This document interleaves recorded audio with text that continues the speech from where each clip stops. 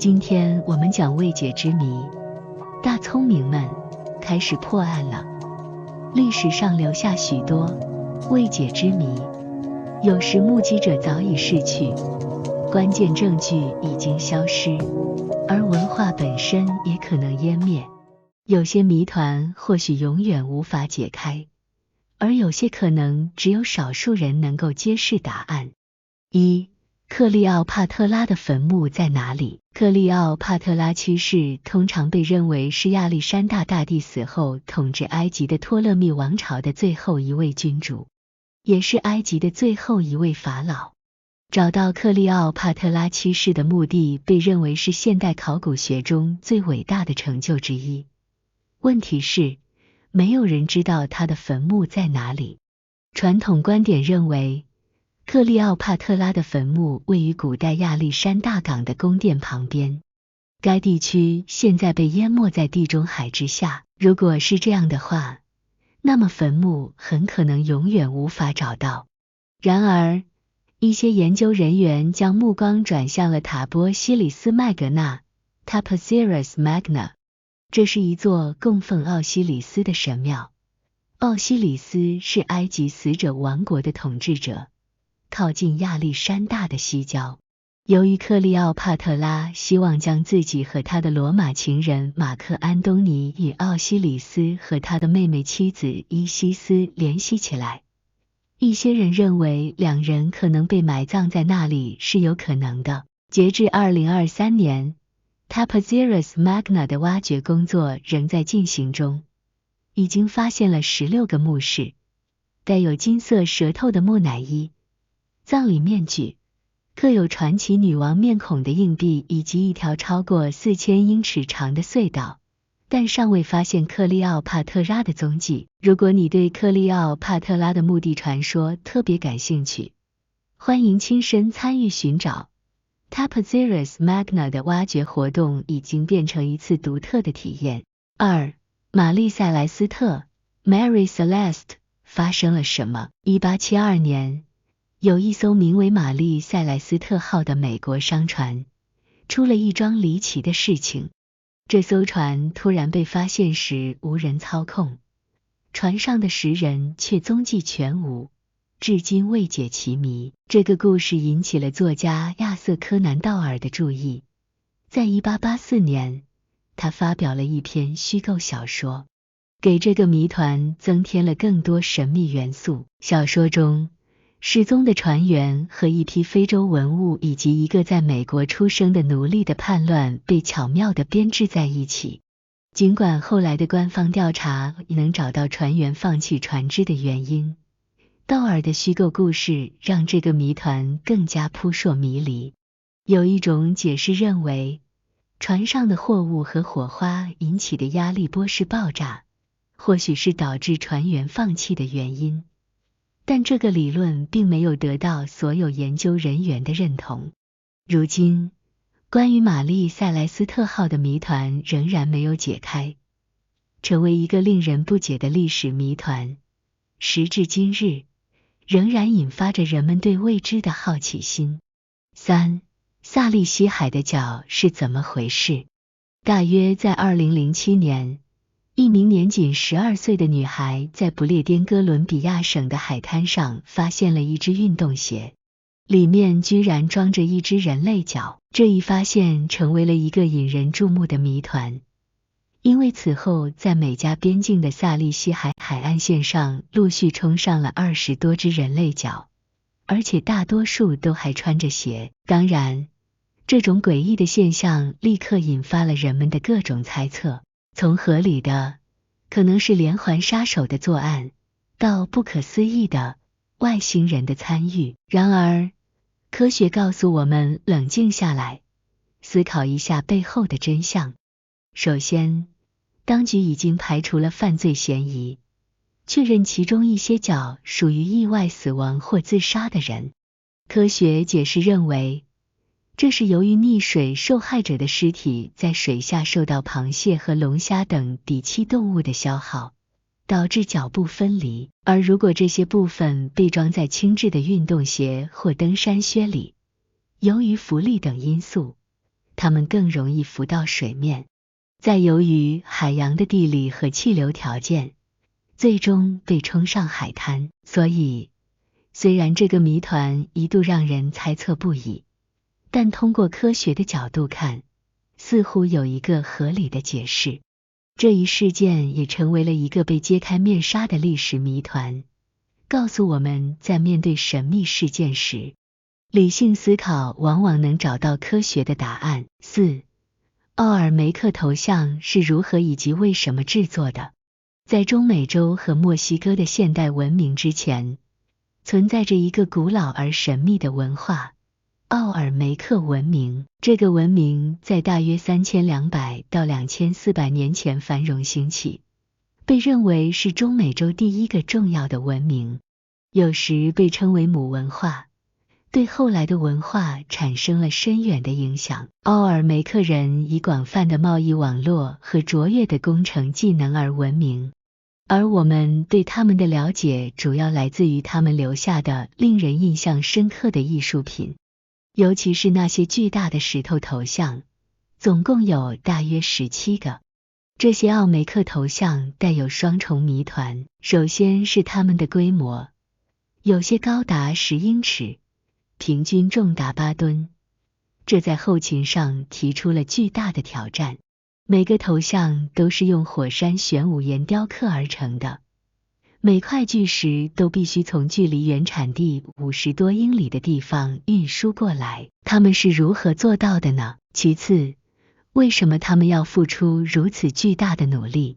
考虑到运输和制造所需的资源和劳动力，以及这些头像似乎描绘了不同的个体，大多数考古学家认为这些头像是奥梅克统治者的雕像，尽管有人认为他们可能代表球赛球员。至于他们是如何被移动如此遥远的距离的，提出了几种理论，从木质滚轮到巨大的木筏，再到专门为他们建造的临时道路。回答这些问题将有助于填补我们对人类历史的一些关键空白，但目前为止，研究人员只能提出有依据的猜测。5. 罗尔德·阿蒙森怎么了？在勘探领域，工作总是充满危险。1845年，富兰克林探险队启程进行北极探险。然而在数年后，所有129名成员都失踪且无一生还。1937年，飞行员安米利亚·埃尔哈特 （Amelia Earhart） 和领航员弗雷德·努南 （Fred Noonan） 试图环游地球，却在途中失踪。虽然他的案件持续成为备受关注的头版新闻，但没有取得实质性的进展。同样，英国探险家珀西福塞特 Percy Fawcett 在1925年寻找失落之城 Z 的途中，在亚马逊丛林中消失。亨利·哈德森 Henry Hudson 在1611年因叛乱被遗弃在一艘小船上，在加拿大东北部的水域漂流，至今仍是未解之谜。而挪威探险家罗尔德·阿蒙森 Roald Amundsen 的失踪则有些独特。阿蒙森一直站在极地探险的最前沿，他是第一个成功航行西北航道的人。几年后，他战胜英国探险家罗伯特·法尔肯斯科特 Robert Falcon Scott， 率先到达南极。然而，阿蒙森并没有在探索新领域时失踪，他在一次救援任务中失踪。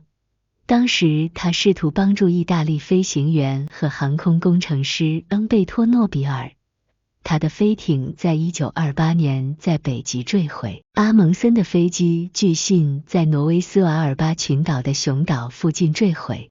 1933年，渔民在该地区发现了一些奇怪的东西，但该物体在被打捞上来之前就掉回了海里。2009年的一次高科技搜索结果却毫无收获。阿蒙森的命运仍然是个谜，但根据挪威的罗尔德·阿蒙森故居的说法，在阿蒙森失踪后不久被发现的3件物品可能表明熊岛以南发生了坠机事故。6. 谁是 D.B. 库珀？如果历史谜团缺少了一个名叫 D.B. 库珀 D.B. Cooper 的故事，那就无法算完整。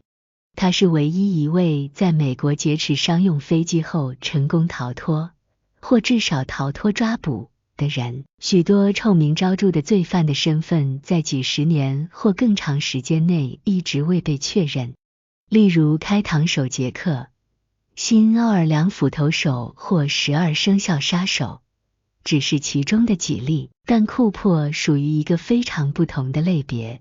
除了向一名空乘人员展示他所声称的炸弹外，他的罪行是非暴力的，其胆大程度令人震惊。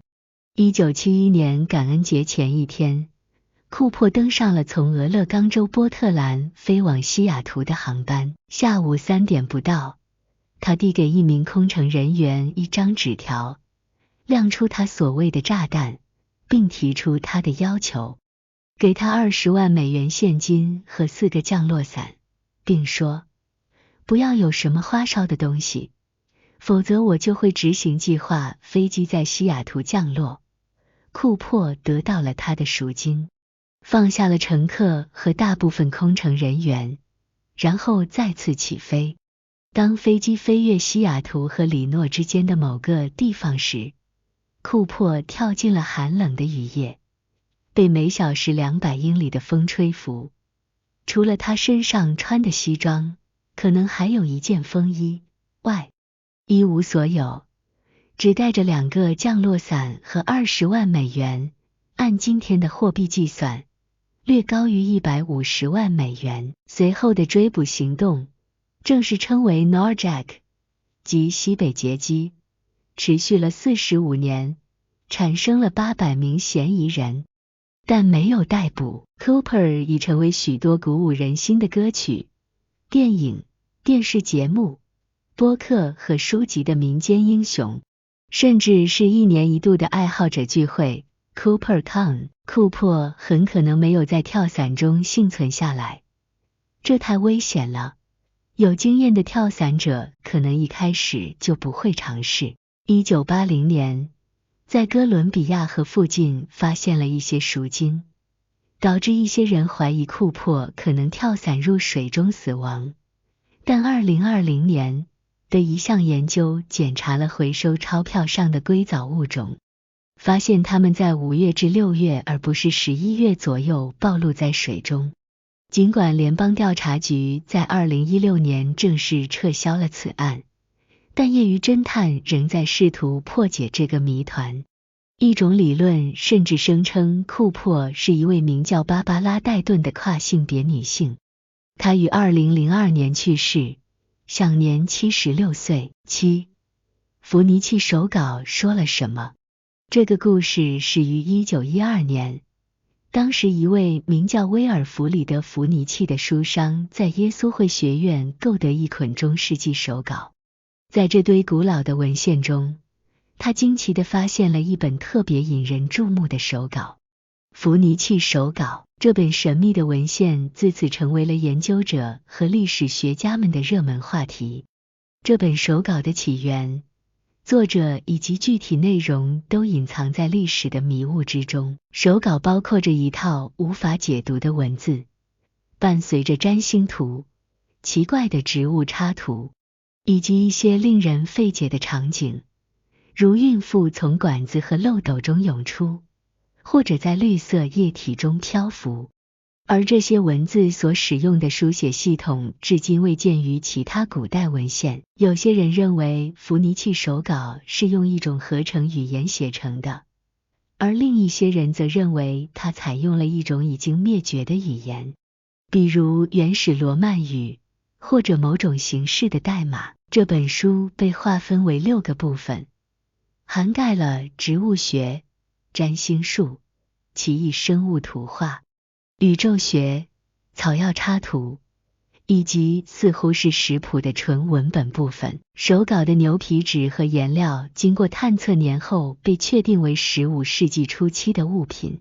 虽然我们知道曾经拥有这本书的人可能是一位神圣罗马帝国皇帝，炼金术士，甚至是波西米亚医生约翰迪伊，但这并没有为解读手稿提供任何线索。